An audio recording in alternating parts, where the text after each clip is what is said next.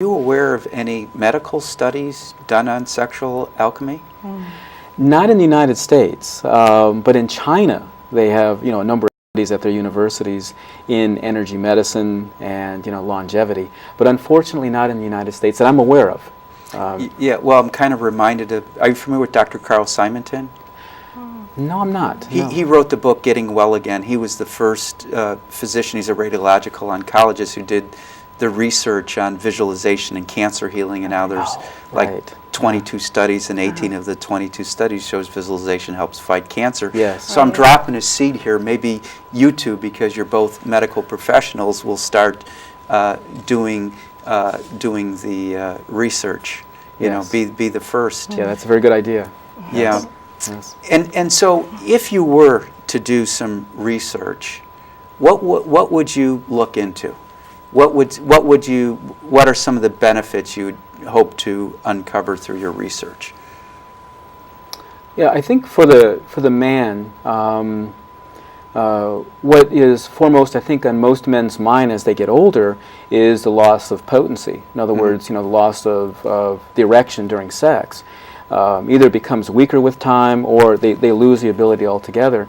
And I think the most fruitful kind of research would be showing that these exercises, which are very ancient exercises, will restore potency and either make it stronger or prevent impotency. Okay. And so is it safe to assume that if someone has better sexual health, their general health is better? Yes, and that's a very good point.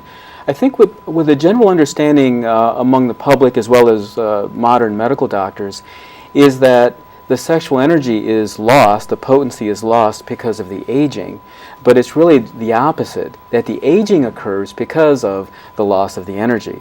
That it's been wasted too often, and that's really the cause of the aging. And so what age would you recommend teaching sexual alchemy to? That's a fantastic question. My system is generally geared towards men who are beginning to at least feel that they're losing some potency. But really the education should start very early on. In fact, Mayan elder Hunbat's Men has spoken quite a bit about the sexual education that occurred in the Mayan culture, which began at age, 10? Between 8 and 10, depending on the instructions. Now, not exactly sexual alchemy then, but in terms of the idea of sexual energy, and then later in adolescence and beyond, the actual exercises for sexual alchemy. So it generally for the Maya has always been a lifelong education. Right. Now, Patricia, one of the most important things in finding a mate is mate selection. Like people realize 2 years, 5 years, 10 years down the road, they didn't select the right mate and they do it differently. How could someone use like the sexual alchemy to help better select a mate? Well, I think it's important that the man and woman have similar interests in the area of sex. If you have somebody who's not that interested and somebody who's very interested, you're going to have a lot of conflict right off the bat. So, or high sex drive, low sex drive. Right. So you need to have two people who are both interested in having sex and continuing that practice throughout their life.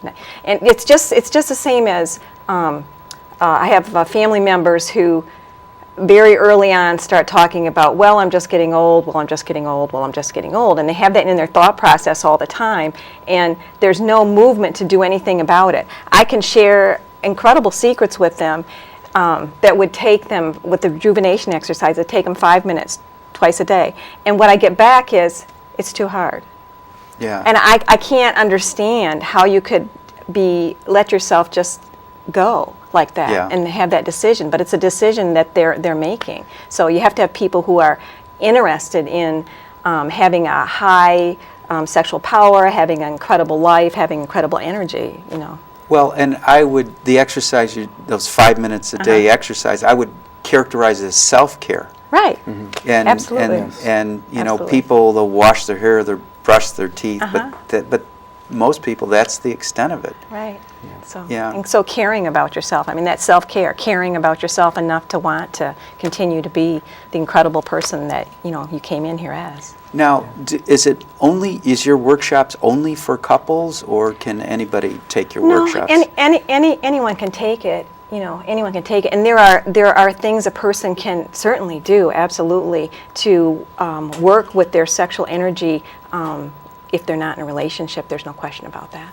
Yeah. So okay. Yeah. And what about gays and gay men and lesbians?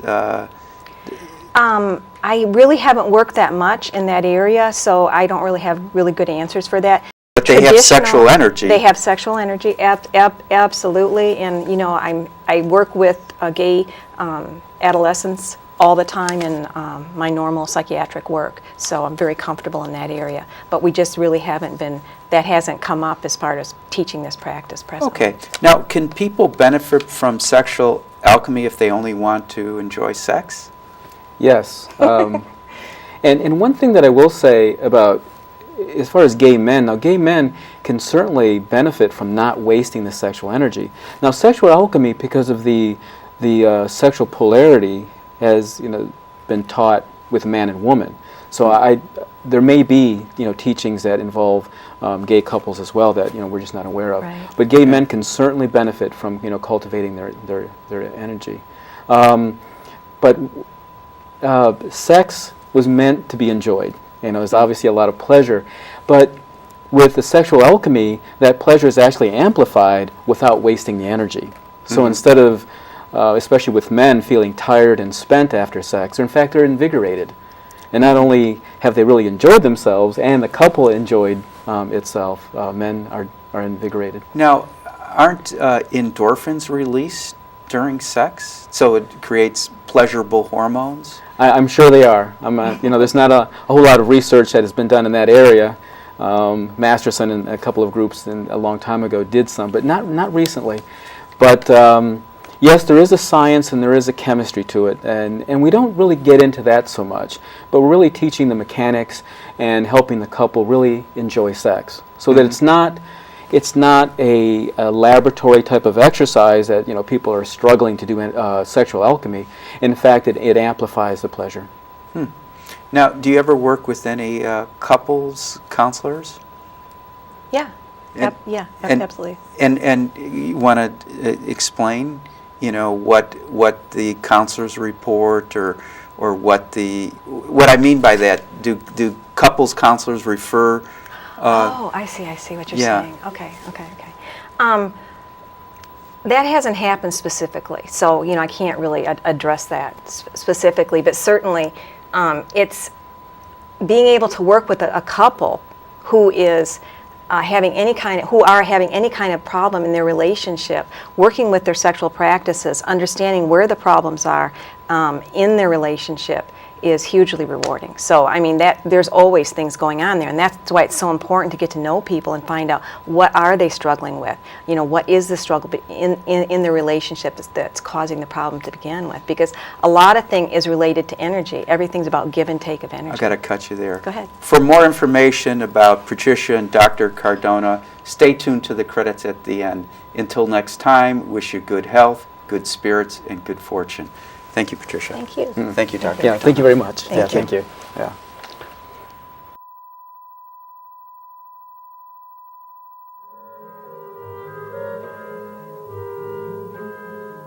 For more information about this show, our guests, Infinity Foundation, or any of our other programs, please visit our website, infinityfoundation.org, or call us at 847-831-8828.